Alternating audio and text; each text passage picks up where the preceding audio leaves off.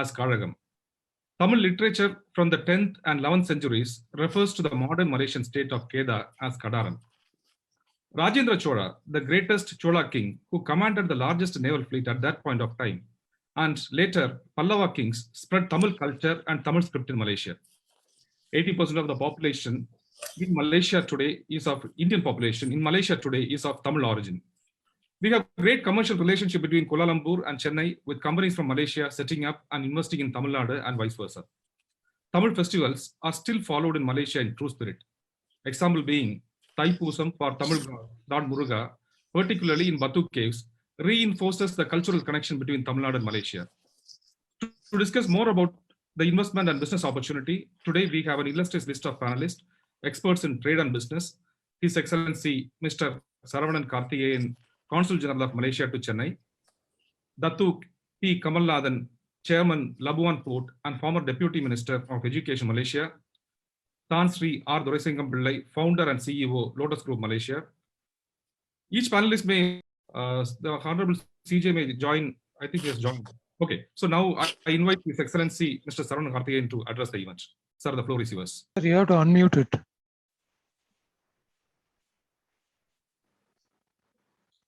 Yeah. Good day to Datuk Kamalanathan and Tan Sri. Video is not, switch on the video.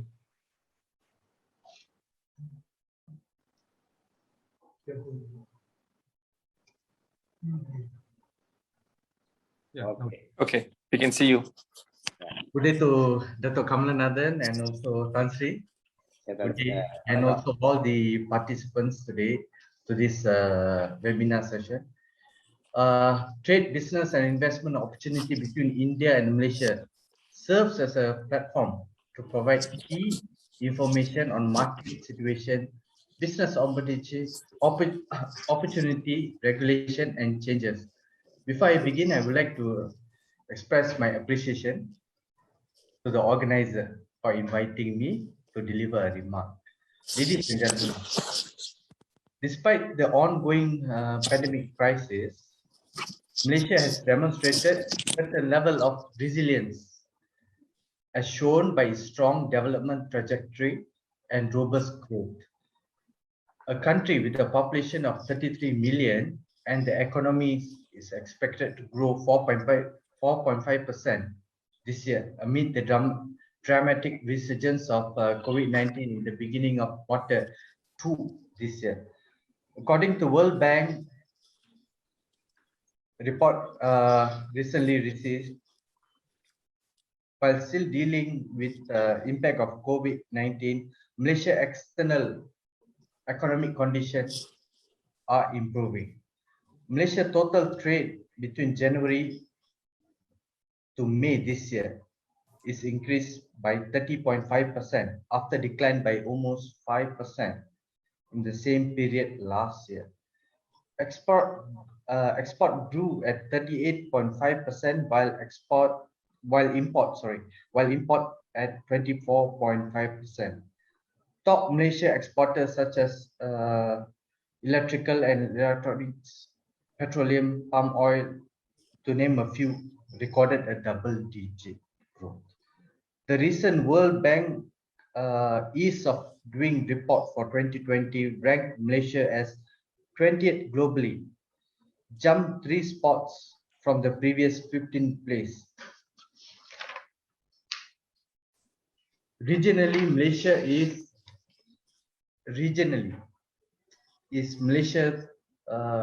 third easiest nation to do business behind Singapore and South Korea. While factors such as robust continuous economic growth, friendly business environment and strategic location, Malaysia offers outstanding business and investment opportunity. Dato and Tan Sri, so I'll just explain a bit for bilateral trade between Malaysia and India. Between January and May this year, total trade between Malaysia and India increased by 50.4%. India maintained its position as Malaysia's largest trading partner in South Asia and one of Malaysia's top 10 largest trading partners globally, as it sounds is going to be the last 10 years. Malaysia's major exports to India are dominated by commodities such as petroleum products and palm oil, followed by machineries related products, chemical, electrical, and electronics. Meanwhile, Malaysia's major imports from India are petroleum, aluminium, bovine or raw meat. In terms of investment, Malaysia and India have increased their presence significantly. Top Malaysian-related business entities such as Malindo, AirAsia, among others, have set up their offices in India. These include one of the highly respected Malaysian construction company, Eversendai. I'm sure Tan Sri and Datuk knows Eversendai, who has been operating here for Chennai for the past 15 years. Meanwhile, in Malaysia, India corporations such as Tata, Tech Mahindra, Satyam, Infosys have made their strong footing in Malaysia, enjoying the FDIs, foreign direct investment incentives by the Malaysian government. Dato, Tan Sri and all these participants, Malaysia made good consumer goods while not being household names in India, but already made its presence in Indian market. For example, Health and Grow, the famous personal care and beauty retail chain, outsourced from some of their in-house brand from Malaysia. Having said that, Malaysia furniture and wood products are well known in Malaysia and among importers' favorite. Notwithstanding that, Indian government announced relaxation on the restriction of palm oil for both crude and refined. The reduced base of custom duties on palm oil started last month, which will make a significant impact on Malaysia overall import this year. And hopefully it can address the fluctuating cooking oil prices to a certain extent. Being one of the major ethnic group, India is well known of the prime contributors to the element that makes Malaysia well known for its multiracial, hence very much befitting our tourism slogan, Malaysians rule Asia. Despite the having a sore throat. Despite the attractiveness of this market has to offer a positive development, it by no means is a straightforward affair. It's a bit difficult, but Indian market is not something that you can neglect. You can't afford to neglect Indian market. So this session is actually a crucial platform for Indian companies who have serious interest to take their business to a whole new level with Malaysia. It's hoped that this misconception and misunderstanding, as well as exploring new opportunities, can elaborate it further and discussed today. We believe that in today's trade, it's not one-way street, but an act of complementing each other. Last but not least, I like to emphasize that Malaysia is your good source of trading for all these Indian participants today and sourcing partner, your perfect investment destination, your home away from home and gateway to the global market. With that, I wish you all the best.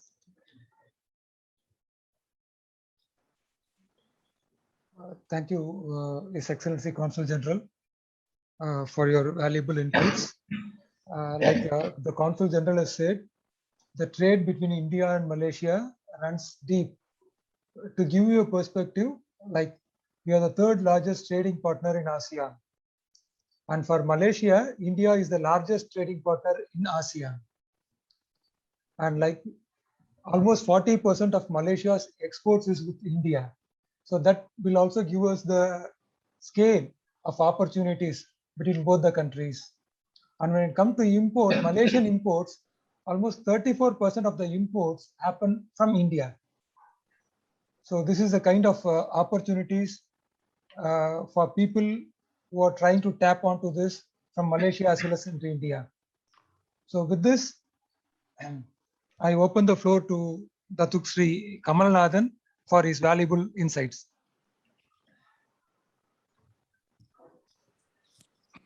அகர முதல் எழுத்தெல்லாம் மாதி பகவன் முதற்கே உலகு நமச்சிவாய வாழ்க நாதன் தாழ் வாழ்க இமை பொழுதும் என் நெஞ்சில் நீங்க தான் தாழ் வாழ்க.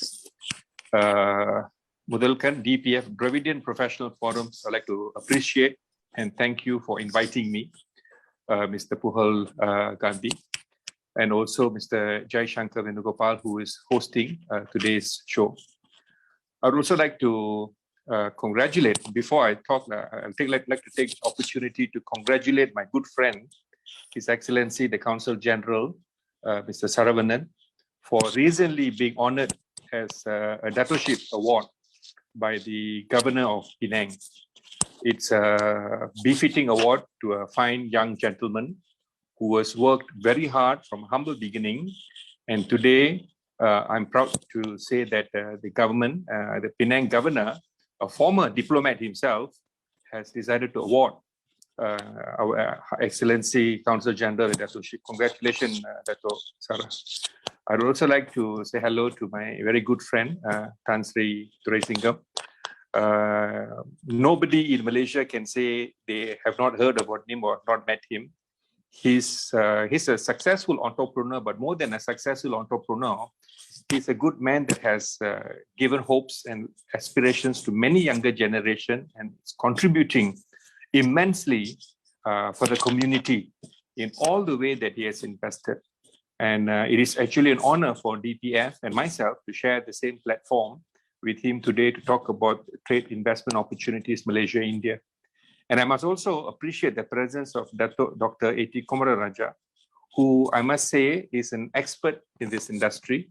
The fact that we have Dr. A.T.K. and also the Consul General and with hands-on experience from Tan Sri, my presence here would just touch on a little bit of basic information and to see how far the relationship between Malaysia and Indonesia, I beg your pardon, Malaysia and India has been successful. The relationship between Malaysia and India started from the day we had independence, 1957, when we were known as Federation of Malaya. Until from those days till today, Malaysia and India does not only share excellent diplomatic relationships, but the Indian community has always looked at India because our ancestors hail from there. And the last 1.5 years since COVID has blocked the travel, I can imagine the hundreds and thousands of Malaysian Indians who's longing to go back to India, especially to visit through pilgrimage. Me and my wife, we're also excited because our annual pilgrimage trip has been postponed for nearly 2 years. We pray to the Almighty, hoping that soon all this pandemic will be over and we can have our lives back. The economic relations between Malaysia and India has been tremendously successful. It has been excellent during the tenure of our past Prime Minister, Datuk Sri Muhammad Najib Razak. Not only economical, but I think as far as education as well. Malaysian companies have participated in a lot of infrastructure projects across different Indian states. Once upon a time, it was India who came into Malaysia to assist us to build infrastructure. But today, it's the other way around. Malaysians are in India doing major infrastructure development project, helping India connecting their infrastructure facilities. I remember in the year 2017, India and Malaysia signed a new business deal amounting to US $36 billion and with the exchange of 31 business memorandum understanding. This was the trip where the former Prime Minister, Datuk Sri Najib Razak, spearheaded a mission to India. As far as education is concerned, we used to have excellent education relationship, but when India implemented the NEET policy, unfortunately, many Malaysian Indians were not able to continue their education in India. it is always our hope, since I have Mr. Puhal Gandhi here from the DPF Forum, it is always a hope to consider re-evaluating the need requirement for foreign students who have set a benchmark of qualification for certain educational continuity in India, because that would help many Malaysian Indian students to pursue their career to become a medical doctor or an information technology expert in the best universities or colleges in India. For your information, for the last 10 years, from 2011 till 2021, there has been about 69 investment projects which has been approved by the Malaysian government. Out of the 69 Malaysian projects which was approved, about 35 investments were implemented. And this 35 investment which was implemented brought in a gross value of about nearly $500 million to Malaysia. And not only that, we also had employment opportunities. Nearly 2,000 to 3,000 employment were also generated by this investment. You must be pleased to know that the Malaysian Investment Development Authority, MIDA, is working very closely to ensure Malaysia-Indian trade will peak. And to just let you know, we have a Malaysian of Indian origin who is the Deputy Chief Executive Officer of the Malaysian Investment Development Authority by the name of Mr. Siva Suryamurthy Sundararaja. This will help Indians who want to invest in Malaysia, in particularly from Tamil Nadu, to reach out to us, because we have the right people willing to assist us in ensuring our business is prosperous in this country. Like what my good friend Datuk Saravanan have said just now, the major investment, or what we look, Indians come to Malaysia, is basically on textile and textile products, chemical and chemical products, basic metal products, rubber and plastic products. We have always been the world's #1 palm oil exporter. There was a small phase of time where India stopped buying Malaysian palm oil, basically because of some political issues. Fortunately, that has changed. In fact, in the last readings I had, Malaysian palm oil exports to India has surged to about 238% increase, which is about 2.5 million tons in the first 7 months since November 2020. And Malaysia has surpassed Indonesia to become India's top palm oil supplier. Ladies and gentlemen, what are we exporting to India? Malaysians have been exporting animal, vegetable fats and oils that is amounting to nearly $1.7 billion. Mineral fuels, oils, distillation products, electrical and electronic equipments, machinery and boilers.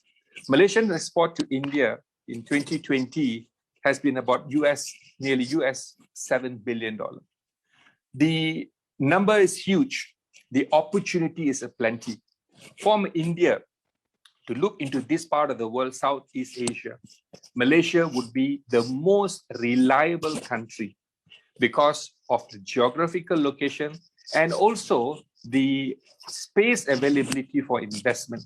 There are many locations in Malaysia where it's open for investment. My good friend Datuk Saravanan also, and also Mr. Puhal in his introduction, touched on the historical perspective of how Indians or Tamil Nadu and the kings of Tamil Nadu came to this part of the world. It is true, indeed. Once upon a time, there was a war in this peninsula, and the war was between two Indian empires, the Srivijaya Empire and the Rajaraja Cholan Empire. So when Malaysian Indian tells that we were brought in to do agriculture, to do rail tracks and rubber plantation, that's the second wave of entry. Our first wave of entry to Indians' first wave of entry to Malaysia was as warriors and traders. We began trading with China in Peninsula.